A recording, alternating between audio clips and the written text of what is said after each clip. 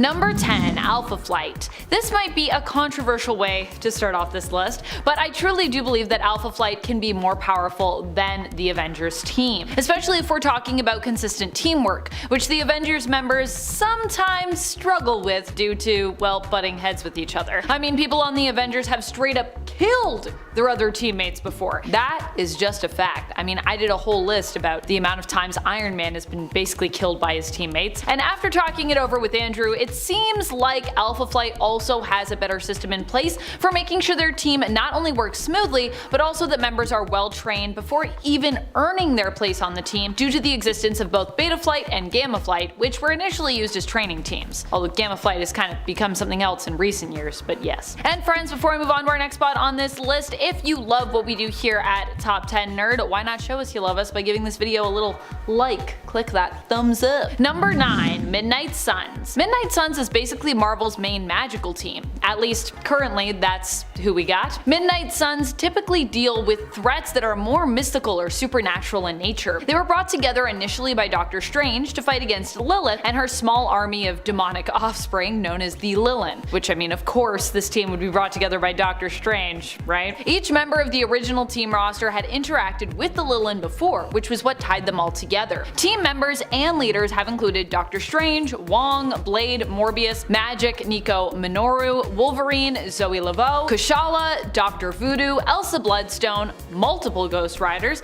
Hannibal King, Hellstrom, Iron Fist, Man-Thing, Jennifer Kale, Ben Reilly, Victoria Montesi, and Werewolf by Night. It's a lot of supernatural and mystical people. Number 8. Web Warriors. The Web Warriors are a fantastic multiversal team that spun out of the events of Spider-Verse. But even before they existed in the comics, they and the Spider-Verse were inspired by the team-ups of multiversal Spider-Man in the 90s Spider-Man animated series. The Web Warriors were brought together by the multiversal threat of the Inheritors, who hunted down various alternate spider people, known as Spider Totems, across the Marvel multiverse. After they were defeated during the Spider-Verse event and the dust had settled, the Web Warriors were created to defend those worlds, who were left afterwards without a hero. Considering how powerful Peter Parker's Spider-Man is, I think you can understand how a team made up of various alternate versions of the character would be off the charts when it comes to their power level. I mean, Spider-Man himself is pretty crazy, like a team of Spider-Men. I wish we had an Avengers team that was actually just like different spider people. That could be pretty cool. Number 7. Fantastic Four. The Fantastic Four, despite being often smaller in number, though they have expanded beyond that number over the years, is still mightier, I'd say, than the Avengers. But I also feel like that's to be expected. After all, the FF were one of the first Marvel teams and are referred to fondly as Marvel's first family. So if anything, I consider them kind of like the first team. The Fantastic Four usually is made up of the 4 initial friends and relatives who are forever changed by exposure to cosmic rays during their first voyage out into space. At least that's the original origin story. The team has had countless heroes join their ranks here and there over the years. Well, you know Mr. Fantastic, Invisible Woman, Human Torch, and The Thing. Some other members on the FF roster have included the Hulk, Wolverine, Ghost Rider, Spider-Man, Storm, She-Hulk, Nova, Moon Girl, Devil Dinosaur, Crystal, and Black Panther, among others. Number 6. The Quiet Council. They aren't really a team of superheroes, but the title of this video is simply Marvel Teams More Powerful Than the Avengers, and the Quiet Council, I would consider them to be a team still. They're a team of folks in the Marvel universe. Granted, their team is more about protecting their power and their nation of Krakoa, but hey,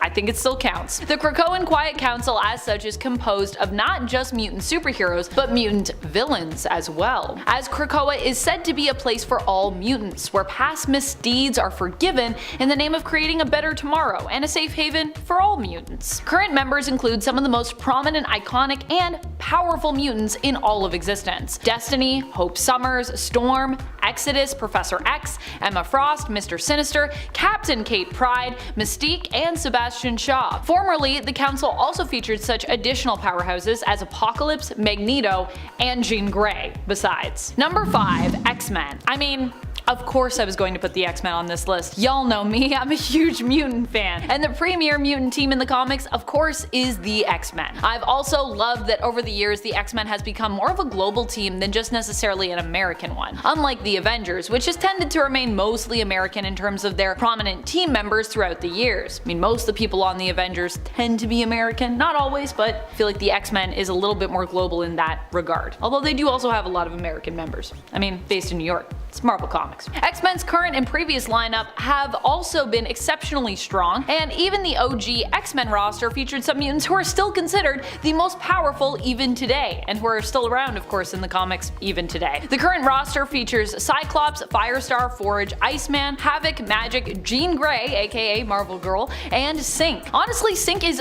also alone just so amazing and has taken the meaning of teamwork to another level, I think. Synch. Such an underrated character that now is getting his time in the spotlight. Number 4. Eternals. The Eternals are another team that deserve more love when it comes to the comics and when it comes to their powers. They're a team made up of literal immortal beings who are extremely resistant to dying, but up until recently anyways, even if they did die, they would actually quickly return to life thanks to the machine which rebuilds and resurrects them and is integrated, or was integrated, with the planet Earth, which is actually itself a living mechanism of sorts. The Eternals recently had a killer comic series written by Kieran Gillen that I would also highly recommend you check out. This is a series that will make you a fan if you weren't already. The Eternals all also possess a unique power comparable to a powerful ability of mutant villain Apocalypse. They can manipulate and alter their own molecular structure, having complete control of it, and some, like Circe, can even manipulate matter in general, be it organic or inorganic. Number 3. God Squad. The God Squad was brought together to combat another group of gods, the Skrull Pantheon. The team made their first appearance in Incredible Hercules issue 117, but while Hercules would become their leader, they were actually brought together by Athena's command. Although she didn't serve on the team, a bunch of other super powerful individuals and gods did. With Hercules leading, their roster over time also included Thor, Circe, the Silver Surfer, Ajax, Amadeus Cho, Snowbird, Mikaboshi, Adam, Galactus, and Venus. The God Squad only made a few appearances, but I still think they're a super cool team, and I'm still disappointed we didn't get to see them in Thor Love and Thunder. I was kinda hoping. God Squad, but alas. Number 2. The Annihilators. The Annihilators are an insane cosmic team, and you know how I feel about the cosmic world of Marvel. It's probably one of the most powerful areas. The Annihilators first appeared in Thanos Imperative Devastation issue number 1, and were created by Dan Abnett, Andy Lanning, and Miguel Sepulveda, during a time when the Guardians were getting a refresh by Abnett and Lanning in the comics. The team was actually inspired by Star-Lord himself, who had an idea for a truly badass team of galactic Guardians, which Cosmo put into action. The team has featured Beta Ray Bill, Silver Surfer, Gladiator, Icon, Quasar, and Ronan the Accuser. At one point they used their powers to combine two suns together and prevented them from going supernova. So yeah, that's the power level that we're talking about. Number 1. The Defenders. I feel like the Defenders is a team that is often forgotten, but is randomly like one of the best superhero teams we've ever seen from Marvel. Perhaps this also has to do with the fact that none of its members ever really wanted to join or be there, at least not initially. The Defenders was the name given initially to the reluctant team up of the Hulk, Namor, and Doctor Strange, with Strange acting as the de facto leader of the team. Also, just having Doctor Strange as the leader of any team makes it pretty impressive, hence why the Midnight Suns are also on here. When it comes to Avengers teams, he tends to be more elusive, and even solo, he's known for being a powerhouse, so combine him with other powerhouses on a team, albeit ones, you know, in different categories like the Hulk and Namor, and you can see how this team becomes seemingly unstoppable. In fact, I feel like the fact that each of these heroes, you know, kind of has their own thing going on is what makes the Defenders so great. And they've also had a lot of other people join them throughout the years that have also been insane. As long as they all happen to be working together, the Defenders is a pretty great team, which of course, especially in the beginning, wasn't always the case. But hey, they figured it out. Number 10. Gamma Corps. Not to be confused with Gamma Flight, the space program, or the other Gamma Flight, Alpha Flight training team. The Gamma Corps are actually made up of various different Gamma mutates, who basically were initially brought together to be used in hunting down the Hulk, believing him to be responsible for their fates and their mutations. They later learned, however, the truth and ended up turning on the Illuminati as a result. Team members included General Riker, their initial leader, Timothy Wilkerson, known as Prodigy, Gray, Griffin, Mr. Gideon, and Mess. While they were rescued by the Hulk from a Hulk AI and later depowered, I would say that at their height they could stand a chance against a more classic Avengers roster. And friends, before we move on to our next spot on this list, if you love what we do here at Top 10 Nerd, why not show us you love us by giving us a thumbs up? Number 9. Thunderbolts. The Thunderbolts might not be as good at teamwork in some cases, but they are definitely more interesting than the Avengers when it comes to their story, and despite being initially made up secretly of a group of villains led by Baron Zemo, the public even came to accept them as heroes. Over the years, their lineup has changed dramatically, and currently they are actually more of a mishmash of like less heroic folks and more heroic folks, although the fact remains that the Thunderbolts has always remained a more heroic, at least at heart, or at least anti-hero based team. One of their current members also happens to be Spectrum, aka Monica Rambeau, who is known for packing a punch. Number 8. Titans 3. Titans 3 is a group that is similar but different to another one I had on part 1 of my list. It is basically the Defenders, sort of, but also may predate the Defenders, I believe, in terms of their appearance. The Titans 3 only appeared in a couple of issues of Submariner back in the 70s, making their first appearance in issue number 34 and their last in issue number 35. This team was led by Namor the Submariner and was brought together to save the world, as many great superhero teams have been brought together in the past. Joining Namor were the Hulk and the Silver Surfer, so no Doctor Strange here, but still a very powerful team I think, even with only 3 of them. Number 7. Star Masters. Probably not a team you get to hear about often, I'd think, on YouTube, so let me get you up to speed here. Star Masters were brought together by the accusation that Quasar was guilty of murder, having believed to have massacred basically a bunch of people on a starship. Those that made up the team were the ones who believed him to be innocent. I also just love Wendell Vaughn and feel like we don't really get to talk about him too much on the channel for how powerful he is. Probably because Wendell, aka Quasar, isn't super prominent in the comics anymore these days, especially not Wendell as Quasar, because now we also have Avril. However, Wendell has appeared in the Guardians of the Galaxy series in recent years. While Quasar was obviously on the team, so was Beta Ray Bill, Silver Surfer, Morphex, and Zenith. After Quasar was proven innocent, the team became more focused on maintaining peace throughout the cosmos, basically like OP cosmic peacekeepers, which I also just love as a team idea. Number 6. Transformers. Well, it's weird to think of the Transformers as a Marvel team, since you know, they are with Hasbro. Marvel also happens to be the place where they kinda got their comic book start. And recently IDW did lose the rights to the comics for Transformers. Although it's lucky for Marvel, and I do love their work, it is a little sad because I was also actually interested in the IDW Transformers stuff, which I guess I could go back and read. Or well, I guess they can't reprint it, so I'd have to find old stuff. Oh well. I'm sure there's still lots of awesome stuff in store in the future for Transformers comics, no matter who the rights belong to, because they're just a really cool property. And either way, the team will remain unstoppable. I'm still waiting for an Avengers vs Transformers event, so hopefully that is something we could also see in the future. Number 5. Multiversal Masters of Evil. The Multiversal Masters of Evil were actually powerful enough to defeat the Avengers. So this one, actually the proof is in the pudding in this case. The Multiversal Masters of Evil were actually powerful enough to defeat the Avengers, or rather the Avengers of 1 million BC, aka the prehistoric Avengers, but still, even when they went back in the day, the first Avengers were still some of the most powerful people on or off the planet of Earth, so I feel like that's still really impressive. I know before, in part 1, some people in the comments wanted to know which Avengers team we were comparing these other teams to. We're like, how can you compare them if you're not telling us the parameters, Amanda? Well, you know, I don't really have a lot of time to go through the parameters, but what I will say is I'm more thinking of these teams in comparisons generally speaking, so meaning any and all versions of the team can really be contrasted to each other. No specific parameters per se, although I am leaning more towards like classic Avengers, I guess when I'm thinking of it. These are more teams that would just be considered more powerful than at least one of the Avengers rosters. And we already know the Multiversal Masters of Evil succeeded there because they already beat the prehistoric Avengers. The Multiversal Masters of Evil are different from the standard team, and they actually include Doom Supreme, King Killmonger, Black Skull, Dark Phoenix, Ghost Goblin, and Kid Thanos. Number 4. Squadron Supreme. Squadron Supreme is kind of like Marvel's version of the Justice League. And I know what you're thinking, but wait a minute, Amanda. I thought the Avengers was like Marvel's version of the Justice League. Well, yes and no. The Avengers team doesn't really have powerhouses in the same way as the Justice League does, and Squadron Supreme kinda does that a little bit better than the Avengers does, if we're comparing. Marvel even went so far as to rename the alternate reality version of them that also appeared in 2021's Heroes Reborn event the Squadron Supreme of America. Get it?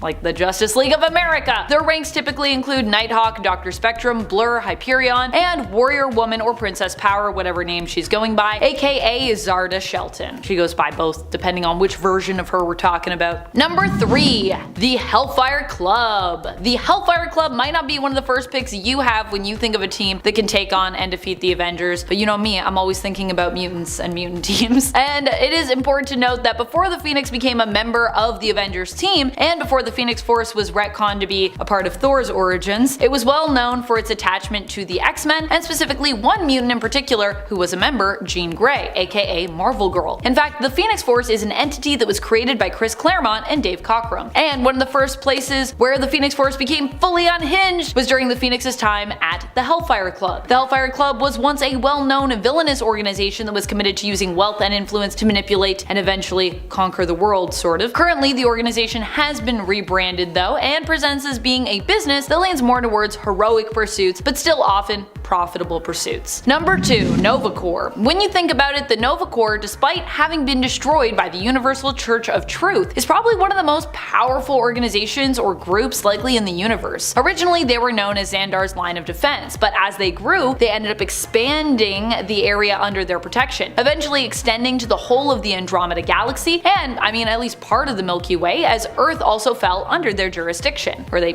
decided to take it under their wing. And while yes, as of Annihilation Scourge, they may be gone right now, with only Richard Rider as Nova surviving, it's more than likely that we will eventually see them return in the comics at some point. And usually when we do, I mean, they're just really powerful, so we should acknowledge that. Number 1. Elders of the Universe. The Elders of the Universe are some of the oldest beings to exist out in the universe. In fact, they are so old that in some cases their origins remain a mystery to us to this day, lost to time. They don't always work together, preferring sometimes to kind of do their own thing, but when they do end up joining forces for anything, they're also pretty unstoppable. They have worked together to take on Galactus and were for a while holders of the Infinity Stones back when they were known as the Infinity Gems in the comics. And in fact, I feel like if they came together to protect those, maybe Thanos would have never taken them? I don't know. Among the Elders of the Universe are the Challenger, the Champion Trichoslaterus, Ego, the Living Planet, the In-Between, the Collector, the Grand Master, the Profiteer, and Lady Karina Korvac, the wife of one of the Avengers' greatest enemies, Korvac. There's also a lot more of them out there than we know, which means if they were to all assemble, it would likely be a scary time for just about everyone else in the Marvel Universe. It would be pretty scary. Number 10. X-Statix.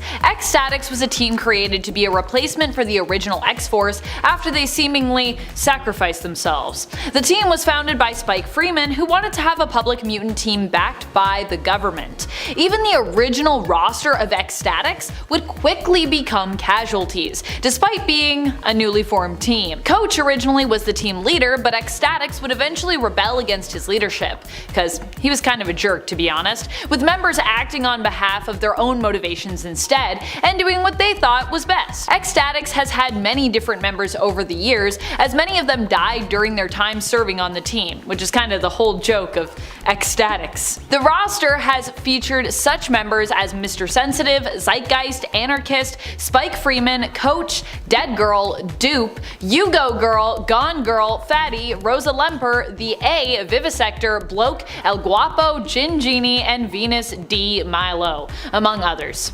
Because like I said, a lot of them don't last very long. Number 9. Gamma Corps. The Gamma Corps are heroes and villains who have suffered gamma radiation that mutated their DNA. They were assembled to destroy the Hulk, armed with military weapons and trained by General John Riker, who also for a time acted as their leader in this mission. In fact, they were made to believe that the whole reason that they were DNA mutated was kind of because of the Hulk, so that's why they were all united against the Hulk at that time. During the events of World War Hulk, they would actually side with the Hulk though, and decide to pursue and hunt the members of the Illuminati, after learning that their individual predicaments were actually not the fault of the Hulk really at all. The members of the team were all quite specific to the Gamma Corps and featured Grey, Griffin, Mess, Mr. Gideon, and Prodigy, but not mutant David Elaine Prodigy. This Prodigy was instead Timothy Wilkerson, who initially believed that he was artificially aged and mutated thanks to the leader's DNA. But that was not true. And friends, before we move on to the next spot, if you are loving this list and you want more lists where I talk about obscure Marvel teams that, you know, deserve a little bit of praise and maybe are stronger than you think they are, be sure to hit that like button and comment below to let us know what other teams you'd like to see on a list like this. Number 8. Nasty Boys. The Nasty Boys have to be one of my favorite lesser known villain groups of all time. So you know, I cannot pass up an opportunity to mention how awesome and how powerful they are. The Nasty Boys were Mr. Sinister's group of henchmen following his Marauders group. The field leader for the team is Ruckus, whose mutant power allows him to absorb sound around him and use his vocal cords to project it back out as a powerful concussive sound-based blast.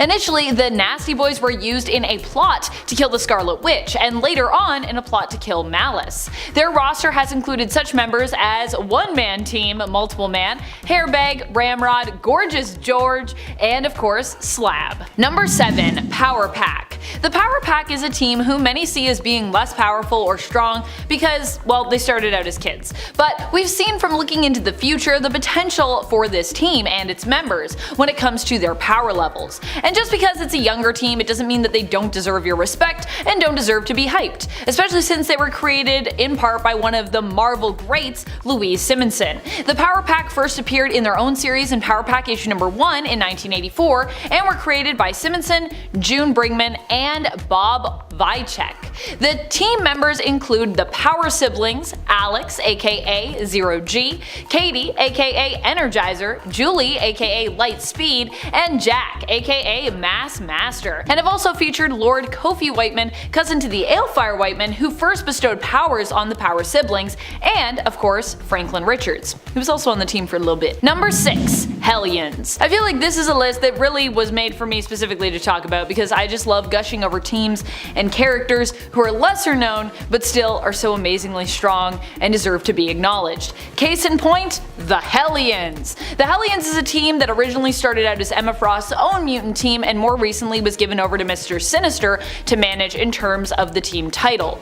Technically these are kind of like two different Hellions teams, but I like to acknowledge all the history of a team name because I think that's important. Just like we have two Marauders that are quite different, but the Marauders' name is still connected to both, if that makes sense to you.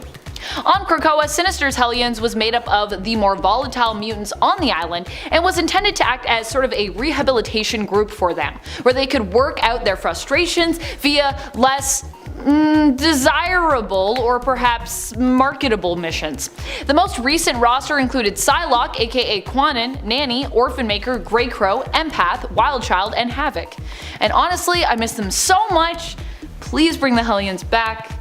It ended really sadly and they deserve better. Number 5. Agents of Atlas. Agents of Atlas is another team that really deserves more love and respect just based on its leaders and its roster. It's filled with powerhouses, whether we're talking about the original team or the Asia-based team, and currently the leader of this team I believe is Jimmy Woo, my guy. I love Jimmy Woo in the MCU and in the comics.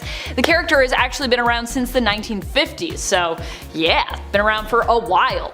Members for Agents of Atlas have included Shang-Chi, Miss Marvel, Namora, Venus, Uranian, who was once known as Marvel Boy, Arrow, Io, Giant Man, White Fox, Swordmaster, and Silk. Number 4. Gamma Flight. You might know Alpha Flight, but do you know Gamma Flight? Gamma Flight is the Alpha Flight space program team. This team formed due to the disappearance of the Hulk, aka Bruce Banner. Gamma Flight was initially called together by Avenger and Alpha Flight commander at the time, Captain Marvel, aka Carol Danvers, to act as a task force to help locate Bruce Banner, aka the Hulk. And locate him they did, also being pulled through to the below place after a Brian Banner possessed absorbing man absorbed enough gamma radiation to open up a green door during the time period of Immortal Hulk.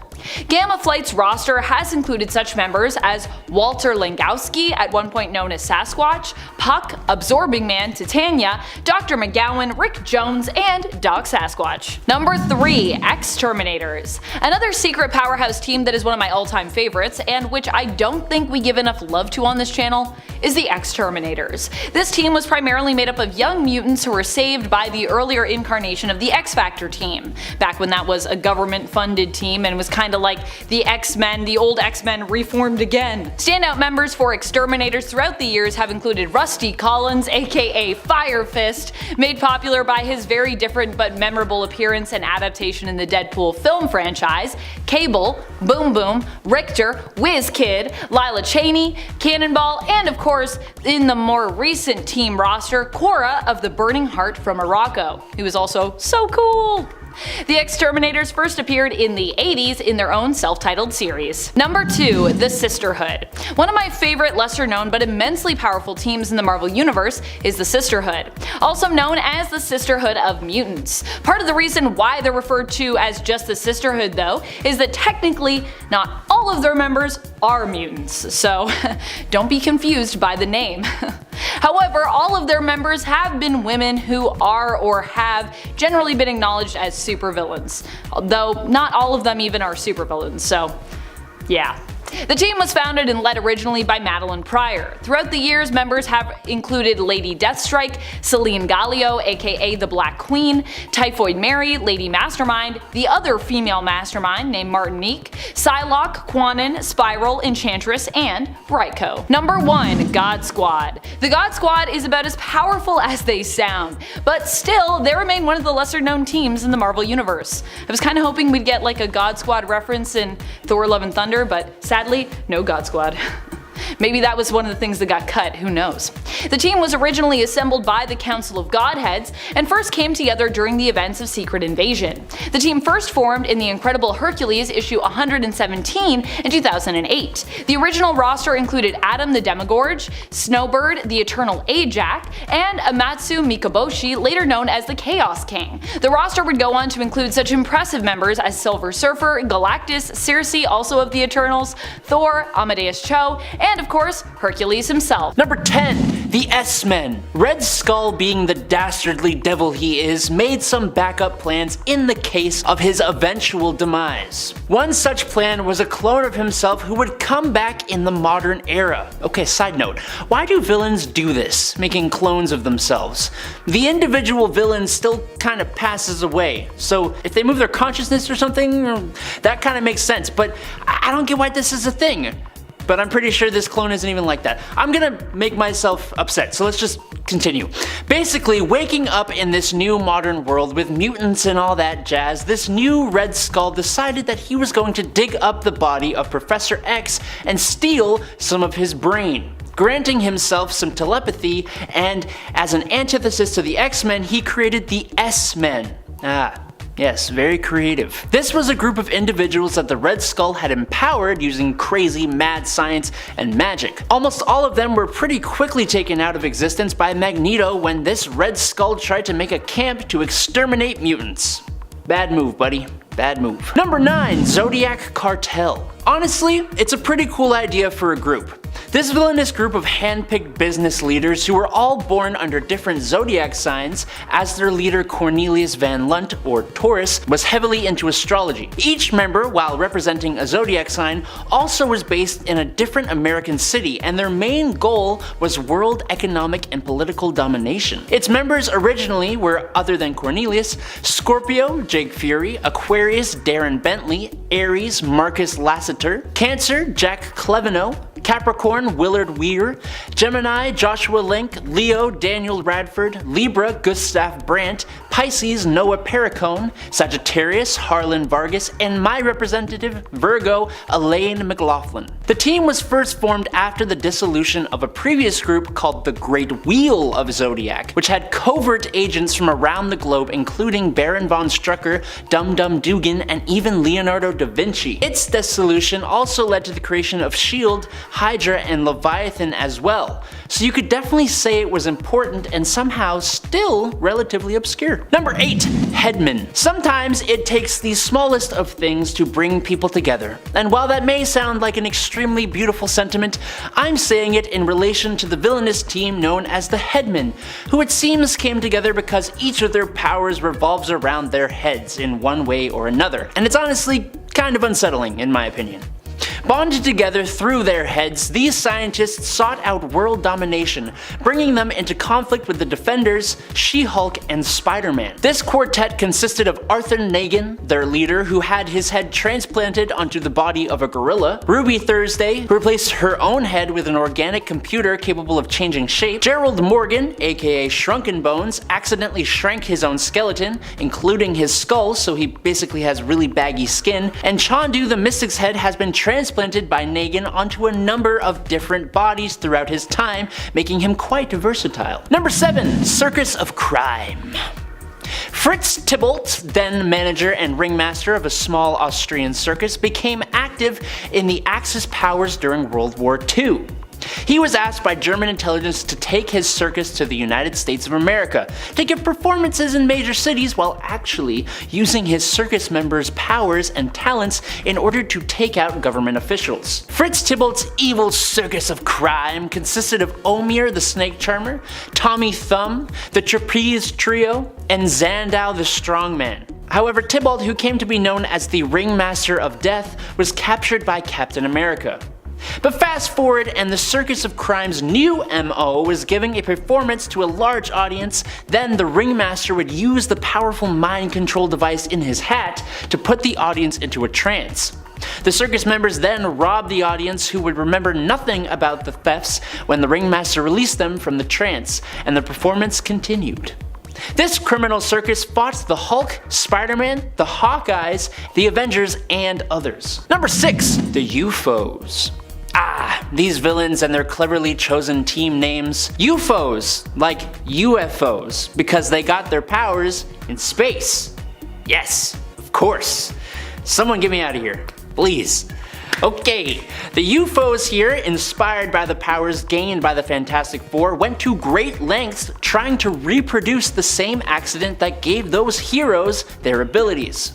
The attempt succeeded, but they were interrupted by Bruce Banner, who discovered their ground control facility and was able to bring the shuttle down, because he thought it had been exposed to the cosmic radiation by accident. They were none too happy, as they thought they could have been made even stronger if he had not interfered, and they displayed their newfound powers in a frankly pretty awesome fight with the Incredible Hulk, even if they lost. Vapor has the ability to alter her form into any known gas. Vector gained the power of telekinesis from cosmic rays. X-Ray has been permanently transformed into a living energy field with the power to expel forms of heavy radiation capable of hurting even the Hulk. Ironclad has been permanently transformed into organic metal steel. He has superhuman strength, durability, and the ability to decrease or increase his own weight. His fight with the Hulk literally shook the universe, which is super cool. You should probably check him out. Number 5. The Frightful Four. A second group inspired by the Fantastic Four. Yes, the Frightful Four also did not come up with a very clever name. The Wizard, the Sandman, and Paste Pot Pete, who all regularly did battle with the Human Torch and were defeated by him around the same time, realized that they all had unique powers and a mutual disdain for the Fantastic Four. The Wizard suggested that they form a group that would be the evil counterparts to the Fantastic Four. A great idea! But it's just 3 dudes. They need a 4th member to their group, and what do you know, the Wizard had heard of a strange woman hiding out on a remote island on the Mediterranean who had complete control of her hair. Traveling there, the Wizard convinced Madame Medusa to join their ranks. Now this Madame Medusa was actually Medusa of the Inhumans, as some of you may have guessed, but she was kept under the influence of the Wizard using a device that kept her memories forgotten to her. They made their first attack at Mr. Fantastic and Invisible Woman's engagement party, which is kinda just rude if you ask me. Number 4. Wrecking Crew. When Dirk Garthwaite, otherwise known as Wrecker, held onto his enchanted crowbar, he invited his 3 chums, ex-physicist Dr. Elliot Franklin, ex-Army Master Sergeant Henry Camp, and ex-farmhand Brian Kalusky to come and do the same in the middle of a thunderstorm. When lightning struck the crowbar, all 3 men were empowered, becoming Thunderball, Bulldozer, and Piledriver respectively, and coming together to be the villainous Wrecking Crew. These mystical strongmen were mainly an enemy to Thor, but they originally fought against the Defenders. This group has actually been around for a pretty long time and have battled many a superhero. The Fantastic Four, Avengers, Omega Flight, Spider-Man, the Thunderbolts, and even got into a fight between the Marvel and DC universes. Number 3. Menagerie. The Menagerie is likely a more recent evil team, showing up for the first time in Amazing Spider-Man Volume 3, Number 1 in April of 2014, when they tried to steal valuable decorated eggs from an antique store and were pretty easily defeated. So like, from the get-go, the impressive feats are on the lower side of the list, if you know what I'm saying. In fact, I'd say the most famous thing they've done is when they disintegrated Spider-Man's spider suit, making him have to create web underwear for himself. And it's kind of the underwear that is remembered here, not the menagerie. The animal-themed criminal team was created by White Rabbit, and its members included Hippo, Ox, Skyne, who did the spider suit disintegrating, Squid, Swarm, and, wait for it, Panda Mania. Nice. The Menagerie also is known for trying to rob a club where Nadia Van Dyne was celebrating her birthday with numerous other heroes, which, as you can imagine, it didn't go too well for them. Number 2. Death Throes. Remember how the headmen all came together based on their head-related powers? Well, I'll do you one better. How about the Death Throes, whose powers and names all have something to do with commonly throwing stuff? The ringleader, threw together teammates Bombshell, Knick-Knack, Oddball, Tenpin, and Throwdown into a group that works really well together, juggling their weapons between each other and doing battle with characters like Captain America, Crossfire, Hawkeye, and even Loki of all people, who stopped the group from robbing the big top casino in Las Vegas. The Marvel Wiki even lists their origins as quote-unquote joint effort to perform criminal and mercenary acts while using juggling expertise. I honestly kinda had a hoot putting together this point, as I can't believe this group of villains even exists. And lastly, at number 1 is Horticulture. Okay, of all the teams on this list, I think the Horticulture are my favorite. For starters, they look so cool. But then, you find out it's a bunch of older women between the ages of 64 to 81 who are all expert botanists and want to bring Earth back to its more pristine time when it had about 7 billion less people on it. I just love how they use their regular names, and the names just kinda suit their age and interest in plants. I don't know how, but they kinda just do. Augusta Bromes, Lily Lamus, Edith Scutch, and Opal Vetiver. Gosh. But yes, that's right, these ladies want to basically exterminate most of the Earth's human population and bring plants back to the forefront, specifically flowers. This goal brings them into conflict with the X-Men in 2019's X-Men number 3. Beyond biological modifications believed to have been made to themselves, the women of Horticulture are experts at manipulating the environment to suit their extinction agenda, and they're also computer programmers, selling software to Orcus to monitor Krakoan gateways. But seriously, look at them. They're just awesome.